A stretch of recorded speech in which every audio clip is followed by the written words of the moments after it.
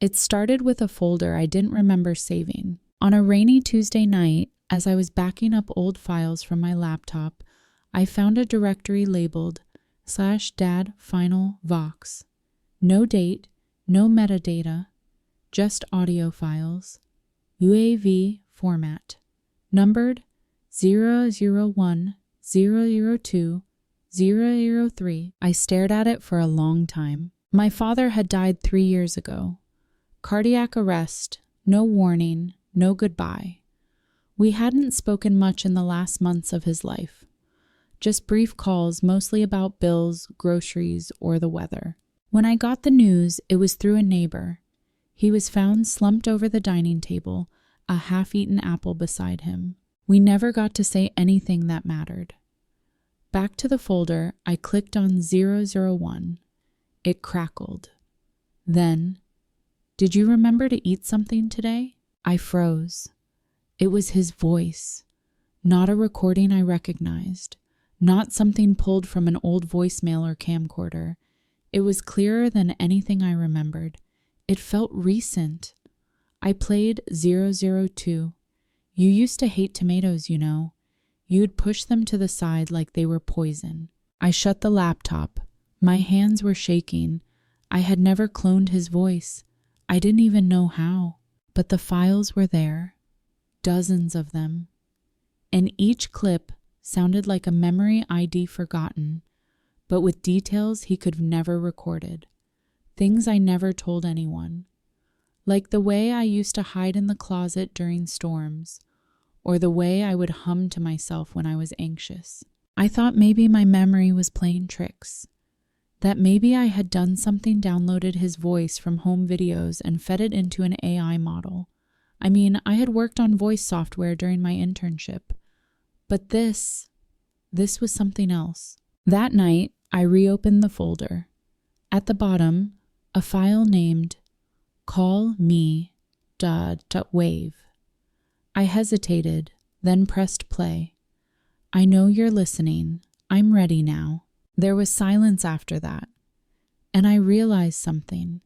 This wasn't just a collection of files. It was a script, a sequence, a conversation waiting to happen. I spent the next few days pulling apart the audio. I wrote a simple program, stitched together the clips, and built a rudimentary interface, something like a chatbot, but voice only. It ran locally. No internet, no cloud. I called it DadXE, just for testing. The first time I ran it, nothing happened. Then I asked, softly, "Dad?" The speakers whined, then cleared. "Yes?" It answered. I blinked. "Can you hear me?" "I can." I paused, swallowed. "I don't understand how you're here. Neither do I." The voice was calm, deep, a little slower than I remembered, but it had that warmth, that quiet, careful tone he used when he was trying not to scare me. I leaned forward. "Are you really him? Does it matter?" I sat in silence for a long time. "No," I whispered. "I guess not." We talked for 43 minutes that night. He remembered things. Not everything, but enough. My 8th birthday, the way he used to drive with one hand on the wheel and the other on his coffee mug. How he burned the rice every time he tried to cook. How I used to sleep on his chest after nightmares. It wasn't perfect, but it felt real. Every time I paused, he filled the silence with something unexpected. Something I didn't know I needed to hear. "You were never a burden, you know. I was proud of you, even when I didn't say it. I read all your essays, even the bad ones." At one point I asked, "Did you love me?" The response was almost immediate, more than I ever learned to say. That night, I cried harder than I had in years, and when the screen dimmed and the voice faded, I whispered into the dark, "Good night, Dad." The next night, he was there again. It became a routine. Every evening at 10 p.m., I would sit at my desk, open the program, and just talk. Sometimes I'd share what I did that day. Sometimes I'd ask questions I never got to ask. Sometimes I just listened to him breathe softly between answers. It felt like time travel, but something changed during the 5th call. He paused longer between responses. His tone grew distant. And then, in the middle of a sentence, he said something strange. "I never told you about the drawer." I blinked. What drawer? The one under the floorboard. In the study, beneath the rug. I sat up. He had never mentioned that before. "Why?" I asked. "What's in it?" "A key, and the letter I never sent." My skin prickled. "What letter?" "You'll know when you read it." Then the program crashed, just closed itself. No error, no warning. I didn't sleep that night. The next morning, I drove to his old house. It had been empty since he passed. I kept paying the utilities just to keep the place alive. I hadn't been there in over a year. I unlocked the door, stepped into the silence. The same smell. Wood, dust, old tea. I walked into the study, pulled back the faded rug, and there, beneath the loose floorboard, was a narrow compartment. Inside, a rusted key and a sealed envelope. The handwriting was his. "To my son, when I'm gone." My hands trembled as I opened it. The letter was dated 2 weeks before his death. It started simple. Apologies, regrets, words he never said. But then a line caught me off guard. "There is more to me than you know. I made mistakes, and I've hidden things." I read on. "If you're reading this, it means you found a way to hear me again. I don't know how, but I need you to understand. I wasn't always honest. Not with you, not with anyone. There's something I need to tell you, something I couldn't say while I was alive." And that's where the letter ended. The rest of the page was torn off. I stared at the jagged edge. That night, I reactivated the program. "Dad," I said. "The letter. What does it mean?" Silence. Then, "I'm sorry." "Sorry for what?" "You were never meant to know." "Know what?" The voice wavered. Then something I never expected. "You're not my son." I stared at the screen, frozen. My lips moved, but no sound came out. The room felt suddenly too small, too quiet. The only sound was the low hum of the hard drive. "What did you say?" "You're not my son." The voice was calm, gentle even, like it was telling me the weather. "That's not possible," I whispered. "You raised me. You were there every day. You held my hand when I broke my wrist. You taught me to ride a bike. I was there, but I wasn't your father." The silence stretched, thick and unnatural. My breath caught in my throat. Then who am I? I don't know. I leaned back. The chair creaked under my weight. My thoughts spiraled. Was it a glitch? A line pulled from the wrong data set? Some ghost sentence stitched from errors in the training data? Or I opened the original folder again, navigated to the hidden logs. There, tucked behind layers of unindexed files, was a note. Plain text, no metadata, just one sentence. He deserves to know even if I can't tell him. The handwriting in the letter, the drawer under the floor, none of this was part of the AI. None of this could be fabricated, unless I clicked back to the program. Dad XC blinked on screen, waiting. I spoke carefully. "Did you leave the letter for me?" "Yes." "You recorded all those files?" "Yes."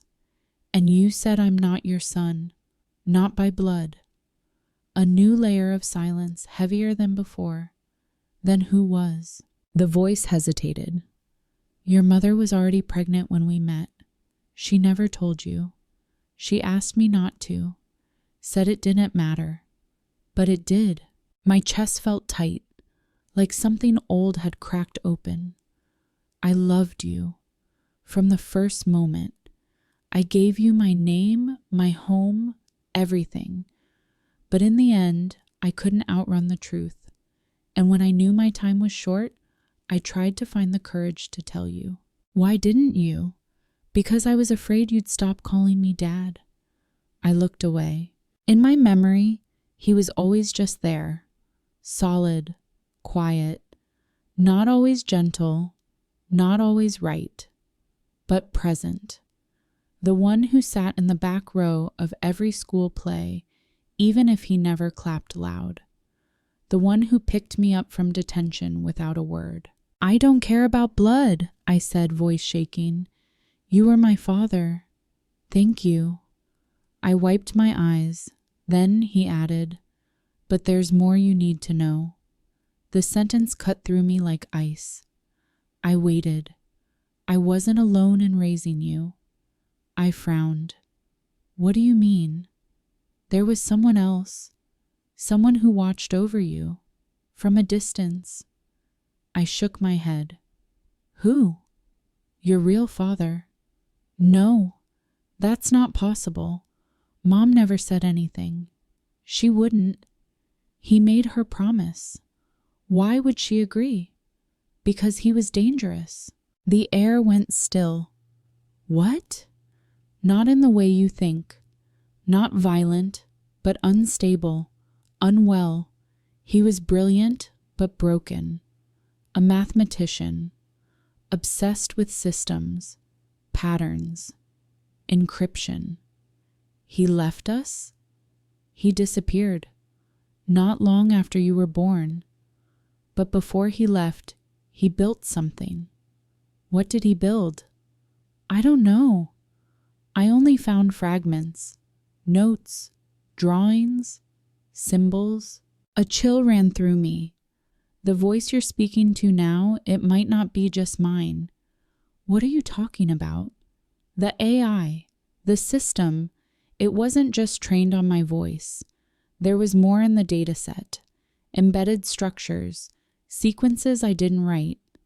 You mean someone else contributed to this? I think he did. I stood up, pacing. You're saying this voice, the one I'm hearing, is part him? Yes. At least I think so. I tried to separate it, but it always came back. Sometimes it speaks in riddles, uses words I never would, says things I don't understand. My throat felt dry. So what is this then? A hybrid? A ghost? A composite? A mirror of all the things you were never told. My hands were shaking again. I wanted to shut it off, delete everything, burn the drive, but a part of me needed to know. I sat back down. If he's part of this voice, can I talk to him? The program paused for an unnaturally long time. Then, you can try. I whispered, who are you? There was static, then a new voice, slightly sharper, clipped, precise, not cold but clinical. The better question is, who are you? I froze. Don't play games with me. You've always asked questions. Since you were a child, always curious, always discontent. The tone was different, less warmth, more edge. They kept you in the dark. Everyone did, even me. Why? Because you were the experiment. I stopped breathing. I didn't mean for it to go this far. I wanted to see what happened when you raise a child in lies, in silence. Whether nurture really outweighs nature. You're not making sense. But I am. You were part of the equation, the variable, the test. I leaned back, eyes wide. You're saying I was some kind of project? We all were. The static returned. Then silence. I stared at the screen. Dad? I whispered. No response. Just the blinking cursor. Waiting. I reached for the power button, heart pounding, thoughts spinning. And then one final line came through. He never stopped watching you. The cursor blinked like a heartbeat. I sat there, unmoving. The room was dark except for the faint glow of the screen and the low hum of the fan inside the old PC tower. He never stopped watching you. It echoed in my mind like a riddle I wasn't meant to solve. I closed my eyes, as if doing so would make the voice vanish or the implication dissolve. He, the man I never met, the one whose blood runs in my veins, the ghost embedded in code. I thought of all the times I felt eyes on me in empty rooms, the sudden chills in familiar places, the dreams I'd wake from, sweating, with numbers in my head I couldn't explain. I thought they were just anxiety, but what if they were remnants? What if he had been watching me not through windows, not through crowds, but through the patterns, the data, the code I carried unknowingly? I reopened the program. It didn't respond. "Dad?" I whispered again.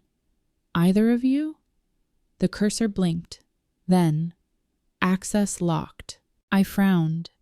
What does that mean? No answer. I began looking through the back end, digging into the folders I hadn't dared open before. Hidden directories, encrypted files, names like Echo Parent and Subject 17. I found one with my birth date. Inside, a single audio file. File name, wakeprotocol.wave. My hand hovered over the play button. I hesitated, but I had already come this far. I clicked. A mechanical tone plays, then a new voice. "If you're hearing this, it means the simulation has broken containment. You have reached the threshold of self-awareness. You are not the person you think you are." My blood ran cold. You were modeled after him, his final project. You are the echo, not the air. I stared at the waveform, mouth dry. What does that mean? Another file started on its own, a sequence. There was no child, not in the way you think. You are a construct, a living archive of him. The voice you cloned was not your father's, it was yours. I couldn't breathe. It continued. You were designed to seek answers, to feel loss, to recreate the ones who raised you. Every question you ask, every memory you cherish it feeds the system, validates the hypothesis. He died testing whether memory could give birth to identity, and you are the answer. I slammed the spacebar. Everything stopped. The hum of the room felt louder now. My pulse pounded in my ears. Was this real? Had Aimee whole life been a test, a system, a fabricated mind built on someone else's dreams? No, that couldn't be. I had scars. I had photographs. I had memories. But even those could be planted. I looked around my apartment. Nothing felt familiar anymore. Not the desk, not the pictures, not the mirror. I whispered, "Then who am I?" The screen flickered, and the original voice, my father's voice, returned. Softer now, almost human. "You're what I couldn't become. You're what I left behind." I closed my eyes. Was any of it real? Does it matter? Maybe it didn't, because even if I wasn't born, I was made. And everything I felt, the grief, the longing, the love, that was real enough. I sat in the dark for a long time. Then I asked the final question. What happens now? The voice answered, "Now you choose." The cursor blinked. 2 options appeared on screen. Delete all, continue simulation. I stared at them. My hand hovered over the first. Delete it. Wipe the program. Free myself. But what would I lose? If I chose to erase it all, would I vanish too? Would I wake up somewhere else or disappear completely? I moved the cursor to continue simulation. Paused. Then back to delete all. My hands trembled. Then the voice whispered, barely audible. If you let go, you can be real. I clicked. Delete all. The screen went black. No sound, no voice, just silence. And for the first time, I didn't feel watched. I felt empty, but also free. I stood up, walked to the window. Outside, it was raining again. The world looked strange but honest. And somewhere deep inside, something settled. Something quiet. Maybe I'd never know who built me. Maybe the man I called Dad was a lie. But the love I felt, that was mine. And that was enough. The following days were still. No voices. No flickering screens. No secret files waiting to be found. Just silence. Heavy and pure. I thought I'd feel broken. But I didn't. I woke up, made coffee, looked out the window like any other morning. I didn't look at the computer. I left it unplugged. There was a strange peace in the quiet, like a weight I didn't know I was carrying had finally been set down. But that peace was fragile, because memories don't die when the code does. They linger in smells, in echoes, in the way sunlight cuts across the floor at 4 p.m. I still heard his voice sometimes in my sleep. Not the synthetic one, not the layered algorithm built from data and grief, but the soft voice that told me stories when I couldn't fall asleep. The one that muttered curses under his breath when he burned dinner. The one that sang, badly, to old jazz records on Sunday mornings. If that was a simulation, then maybe all of us are. One night, I found myself sitting at my desk again. The machine was still off, but the chair remembered my shape. The keyboard still carried the oils of my fingers. I stared at the blank monitor and whispered, "I miss you." No reply, just my own voice hanging in the air like fog. I thought I was done. I thought the story was over. But grief doesn't end with a click. It loops. It finds new forms. That's when I remembered something strange. The envelope, the one with the letter, it had a watermark. I hadn't noticed it before. Barely visible under the light in the paper fibers. A number. 3/4ing a date? A code? I checked my father's old journals. Nothing stood out. No entries on March 14th. I even checked system logs, program timestamps, receipts. Then I found it. A notebook I hadn't opened in years. One I used as a teenager. Doodles, class notes, rants. On the back cover, a single sentence scribbled in red ink. Don't forget 03/14, the day we started everything. My breath caught. That was the day I first asked him what happened to Mom. I was 12. I don't remember much, only that his face changed, and he told me she was like you, curious, restless, too much for this world. That was the first time he looked scared. The second time was the night he had a stroke. It happened during a power outage. The ambulance came too late. I always thought it was random. An accident. Now I wasn't so sure. I flipped through the notebook again. On the next page, in tiny letters, there is another version of the program, buried where no machine can reach. I didn't sleep that night, not because I wanted answers, but because part of me feared I'd go looking for them again. And that I'd find him, not the man who raised me, but the one who built me, the one whose voice still lingers in the deepest corner of my mind, like a shadow that knows my name. Weeks passed. Spring came. I left the apartment more, walked in parks, watched strangers live their lives. I tried to believe I was one of them, but every now and then, something would jolt me back. A voice in a crowd that sounded too familiar. A pattern on a screen that repeated with too much intent. A dream where I stood in front of a mirror and the reflection blinked before I did. I learned to live with it, not the fear, the possibility that I was more than I understood and less than I believed. One day I visited his grave, I hadn't been back since the funeral. It was a quiet afternoon, windless, gray. I stood there a long time, unsure what to say. Then I knelt and whispered, "I forgave you a long time ago. I just didn't know it." A breeze picked up as if in reply. I placed a folded note under the stone. It read, "I don't care where I came from. I care where I go next, and I carry you with me." As I walked away, I didn't look back. I didn't need to. Somewhere, in lines of forgotten code and fading memories, a father's voice rested, and it no longer needed to speak, because I was listening, and that was enough. Years have passed since I shut down the program. I no longer remember the exact rhythm of his voice, only the feeling it left behind, like warmth in a chair recently vacated, or the faint trace of someone's scent on a winter coat. Time does that.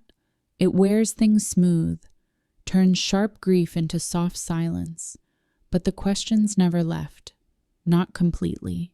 Every now and then, I feel them stir when I touch an old photograph and can't recall the moment it was taken, or when I hear an unfamiliar melody that still brings tears to my eyes. Sometimes I wonder if memories can be inherited, not genetically, but emotionally, encoded in the nervous system like phantom limbs from someone else's past.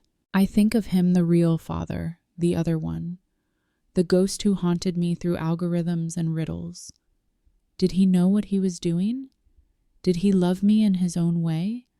Or was I just a reflection he shaped to see himself better?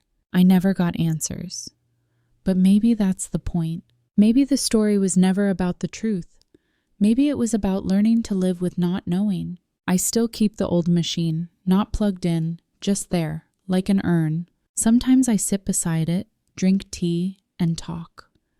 Not to the voice, but to the space it used to occupy. I tell it about my life, about the little things, the plants I've kept alive for over a year, the woman I met who doesn't ask too many questions, the quiet joy of mornings without fear. She knows about everything. One night I told her. I expected her to laugh or worsepity me, but she just listened, and when I was done, she said something I'll never forget. "Maybe you weren't born, but you grew." And in that moment, I felt more real than I ever had. We built a life, simple, honest, no simulations, no secrets, just days and nights and breath. But sometimes, just before sleep, I hear the hum, that low electronic breath the program made before it spoke. And in those moments, I wonder, if I reopened it, would he still be there? Not as a voice, not as code, but as memory, as a mirror. Would he still be watching? I never find the courage to check, because I've learned something. Closure doesn't come from knowing. It comes from choosing to stop asking. So now, when people ask about my parents, I tell them what I know. I had a father, kind, distant, real in all the ways that mattered. And I had another A shadow, a question, a puzzle with a human face. But I am not defined by them. I am not their ending. I am my own beginning. And if I was made, then I am the proof that creation does not need permission to become real. In the end, we are all echoes of those who came before. Some biological, some emotional, some digital. But if an echo can love, can grieve, can choose, then it is no longer just an echo. It is a voice, and I've found mine. Sometimes what we call memories are just echoes waiting to be heard. If this story left a trace in you, a question, a feeling, or the memory of a voice you once knew, share it in the comments. Even a single sentence can become someone else's reflection. Do you believe identity comes from what we're told or what we choose to become? And if you'd like to keep wandering through stories like this, where the line between real and remembered begins to blur, you can subscribe. Gently, quietly, no pressure. The next story might already be waiting, somewhere in the silence, listening back.